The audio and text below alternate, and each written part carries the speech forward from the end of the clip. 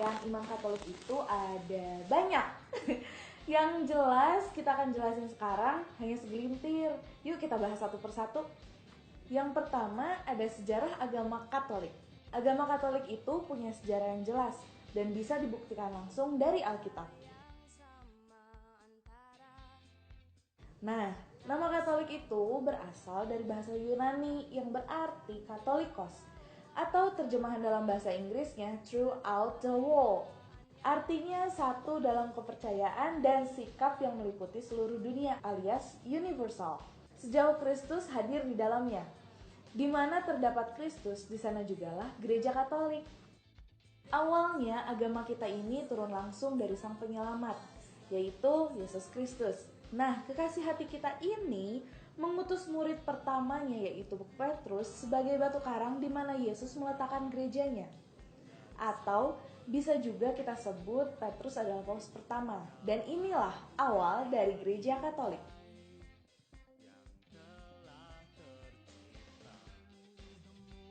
Katolik punya ciri yang menunjukkan kekhasannya, di antaranya yang pertama, gereja yang satu.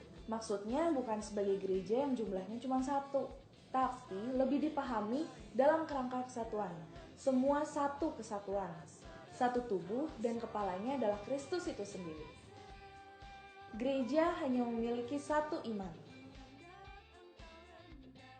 Gereja yang kudus. Kudus di sini bukan berarti pertama-tama karena umatnya yang kudus secara individual, tetapi lebih pada kasih Allah yang berkehendak untuk mengkhususkan gereja baginya demi kekudusan umat itu.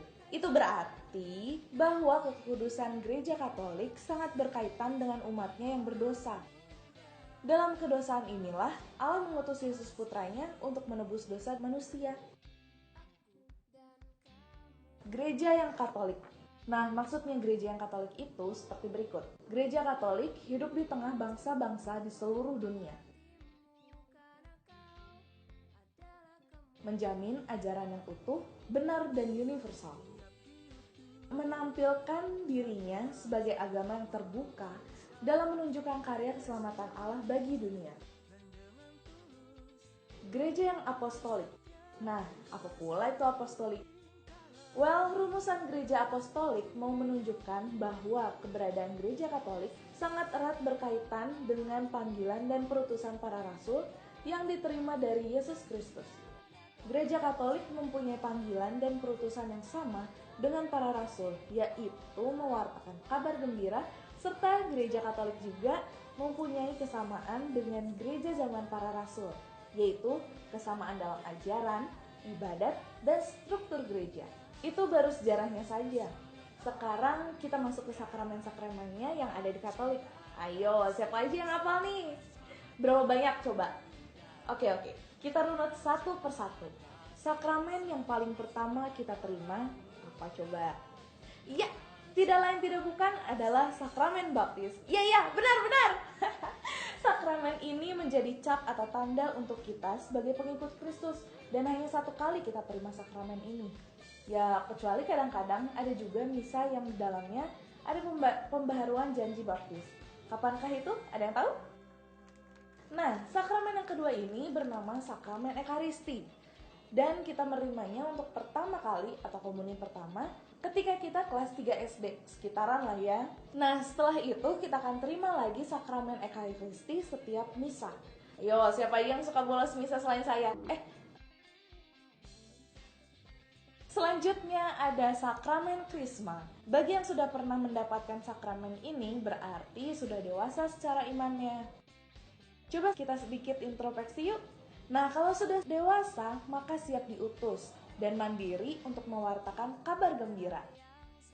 Lalu ada sakramen tobat yang biasa kita dapatkan menjelang Natal dan juga Paskah, agar kita bisa semakin mantap dan juga layak menyambut 2 hari besar tersebut.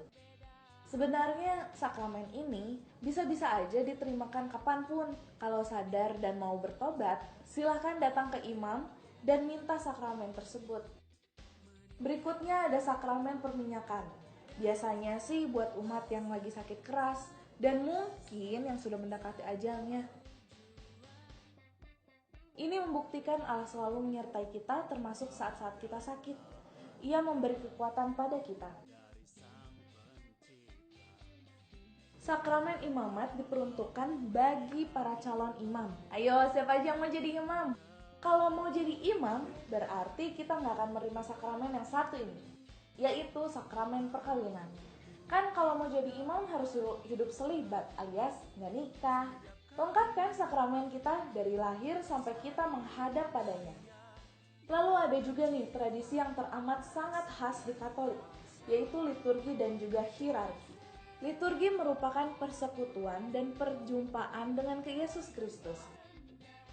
Liturgi adalah istilah yang berasal dari bahasa Yunani, yaitu leiturgia, yang berarti kerja bersama.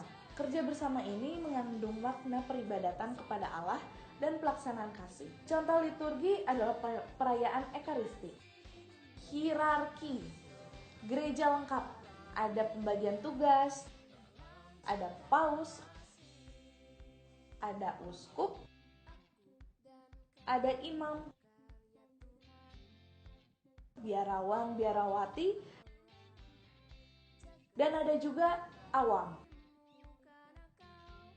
Paus, Konsili Suci mengajarkan bahwa atas penetapan ilahi, para uskup menggantikan para rasul sebagai gembala gereja. Lumen Gentium adalah konstitusi dogmatis Konsili Vatikan II tentang gereja. Dan dogma atau ajaran yang sangat penting di Katolik itu adalah Tritunggal Maha Kudus, Bapa, Putra, dan Roh Kudus. Bapa Sang Pencipta, Putra hadir di tengah-tengah umat manusia, dan Roh Kudus selalu menyertai. Semua adalah satu. Lalu Katolik juga punya doa-doa yang khas. Di antaranya Bapa Kami Divine, Salam Maria,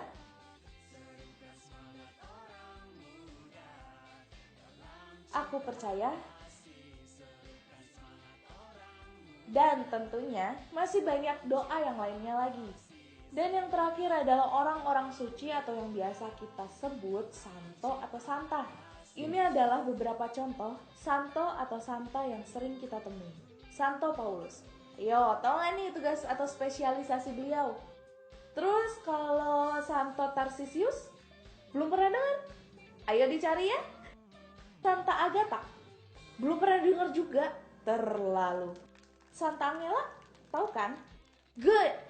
Dan tugasnya apa ya? Tentu kita memiliki nama santo atau santa yang disandang di nama kita. Santo atau santa dijadikan nama baptis kita.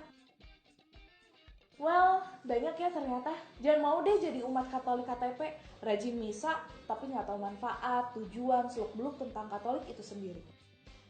So guys, yuk kita sama-sama perdalam kecintaan kita dan juga pengetahuannya tentang Katolik. Dan kita sebagai umat Allah perlu sadar dan tahu panggilan kita. Pengertian umat Allah mempunyai ciri. 1. Umat Allah merupakan suatu pilihan dan panggilan dari Allah sendiri. Yang kedua, umat Allah adalah sebagai bangsa terpilih dan terpanggil. Yang ketiga, umat Allah dipanggil dan dipilih untuk misi menyelamatkan dunia.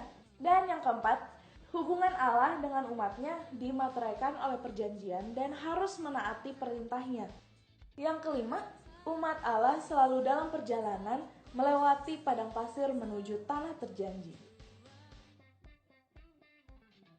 Gereja sebagai persekutuan umat lebih menampakkan persaudaraan di antara umatnya. Keterlibatan hidup menggereja, peranan hati nurani dan tanggung jawab, semangat kesederhanaan dan hati terbuka.